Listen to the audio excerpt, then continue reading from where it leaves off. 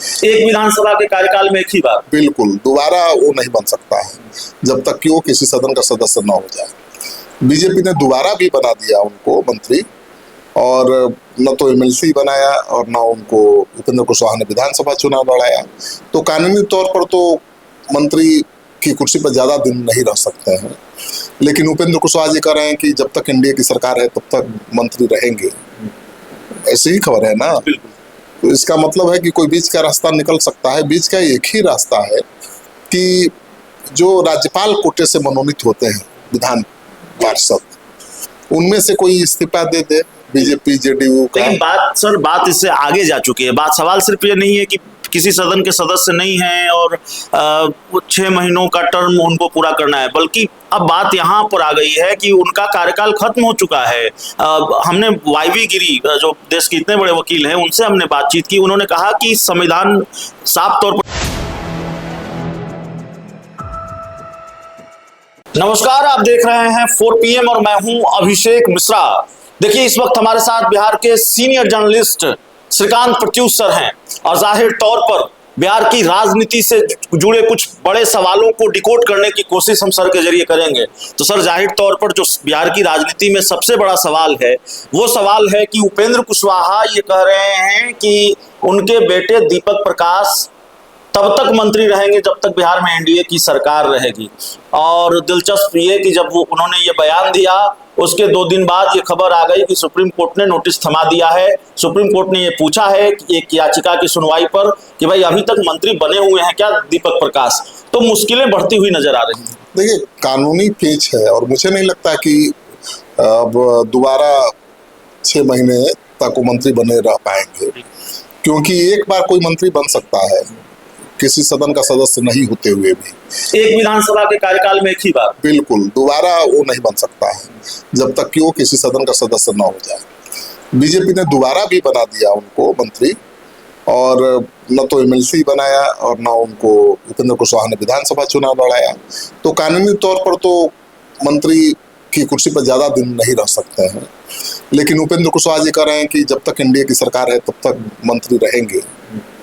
ऐसी ही खबर है ना। तो इसका मतलब है कि कोई बीच का रास्ता निकल सकता है। बीच का एक ही रास्ता है कि जो राज्यपाल कोटे से मनोनीत होते हैं विधान पार्षद, उनमें से कोई इस्तीफा दे दे बीजेपी जेडीयू का। लेकिन बात इससे आगे जा चुकी है। बात सवाल सिर्फ ये नहीं है कि किसी सदन के सदस्य नहीं हैं और 6 महीनों का टर्म उनको पूरा करना है, बल्कि अब बात यहाँ पर आ गई है कि उनका कार्यकाल खत्म हो चुका है। हमने वाईवी गिरी, जो देश के इतने बड़े वकील हैं, उनसे हमने बातचीत की। उन्होंने कहा कि संविधान साफ तौर पर यह कहता है, या सुप्रीम कोर्ट ने साफ तौर पर यह कहा है कि आप उसको स्प्लिट नहीं कर सकते हैं, जो 6 महीने की अवधि है, और अगर आपने किया तो फिर वो पहले वाला कार्यकाल भी जोड़ा जाएगा। 6 महीने का कार्यकाल तो उनको पूरा हो ही चुका है, लेकिन अब सरकार अपना पक्ष रखेगी ना कि भाई पूरा कैबिनेट भंग हो गया था, 6 महीने का कार्यकाल वो पूरा नहीं कर पाए थे, नई सरकार बन गई, नया मुख्यमंत्री बन गया, इसलिए हमने बनाया। सरकार तो यही पक्ष रखेगी ना। सरकार ये थोड़ा कहेगी कि हमने गलती कर दिया। सरकार तो यही पक्ष रखेगी। सुप्रीम कोर्ट नहीं मानेगा, ये सच है। तो जब तक सुप्रीम कोर्ट का फैसला आएगा उसके पहले ही कोई खेल हो जाए, मतलब राज्यपाल कोटे से जो विधान परिषद बने हैं वो इस्तीफा दे दें और उनका बेटा बन जाए। आपको लगता है कि भाजपा या जेडीयू इस मामले में उपेंद्र कुशवाहा की कोई मदद करने जा रही है? देखिए, अगर मदद करना होता तो मुझे लगता है मदद करेगी। उपेंद्र कुशवाहा ऐसे ही कॉन्फिडेंट नहीं दिख रहे हैं, क्योंकि मदद नहीं करना होता तो दोबारा बीजेपी उनको मंत्री नहीं बनाती, और बीजेपी को ये कानूनी प्रक्रिया की जानकारी नहीं है। बीजेपी भी जानती थी, लेकिन अब इस विवाद के कारण उपेंद्र कुशवाहा पर बहुत दबाव बन गया है। बीजेपी अगर उनके बेटे को मंत्री बनाए रखती है, किसी विधान परिषद की इस्तीफा करवा के उनको एमएलसी भी बना देती है, तो कितना अबलाइज होंगे उपेंद्र कुशवाहा जी, आप सोचिए। तो पूरा दबाव बना के हो सकता है कि बीजेपी की ये राजनीति हो कि भाई बहुत इधर उधर करते रहते हैं, बहुत प्रभावशाली नेता भी है, तो इनको इतना दबा दिया जाए कि फिर सर न उठा सके। ये भी हो सकती है राजनीति ना। तो आप जिस राज्यपाल कोटे की बात कर रहे हैं वो तो उपेंद्र कुशवाहा के बेटे दीपक प्रकाश का जब कार्यकाल खत्म हो जाएगा, अगर इस बार से भी 6 महीना जोड़े तो नवंबर में खत्म हो जाएगा, उसके बाद उसके नामांकन की प्रक्रिया शुरू होगी, तो इस्तीफा तो फिर भी देना पड़ेगा। अभी कोई इस्तीफा दे दे, अभी विधान परिषद का जो सदस्य है, जो राज्यपाल के कोटे से हुआ है, अभी इस्तीफा दे दे तो अभी हो सकता है, रास्ता है। लेकिन अब भाई वो जेडीयू का कोई विधान पार्षद इस्तीफा देगा कि बीजेपी का देगा, ये सवाल है ना। तो जेडीयू क्यों करेगा ऐसा?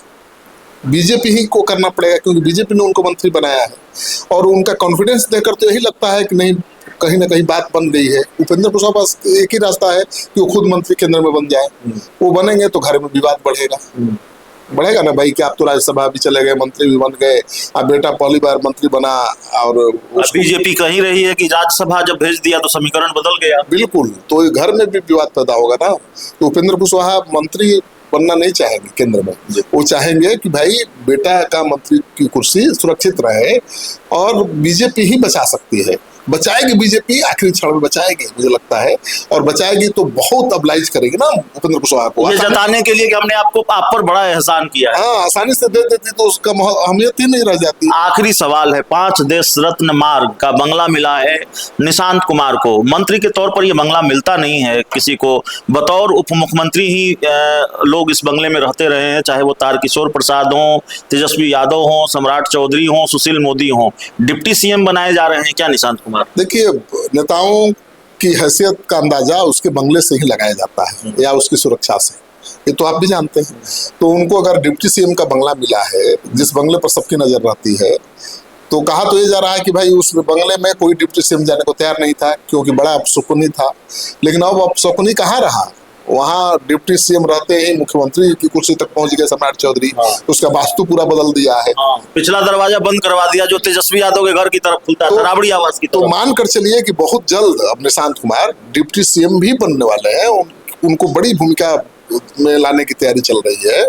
और देखिए, विजेंद्र यादव को बना दिया गया, उम्र ज्यादा है, तो विजेंद्र यादव की कुर्सी की कुर्बानी होगी या खुद वो छोड़ देंगे, चलिए भाई हमारे पार्टी के नेता हैं, हम उनके लिए कुर्सी छोड़ते हैं, तो उनका भी कद बढ़ जाएगा कि भाई अपने नेता के लिए उन्होंने डिप्टी सीएम की कुर्सी छोड़ दी। पार्टी में अच्छा मैसेज जाएगा कि भाई निशांत का नेतृत्व तो सबको स्वीकार है, चाहे वो विजेंद्र यादव हो या विजय चौधरी हो जी, समझ रहे हैं ना। तो बहुत खेला होने वाला है। चलिए, तो हमारे साथ श्रीकांत प्रत्युष सर थे। इस पूरी रिपोर्ट में इतना ही। बहुत बहुत धन्यवाद।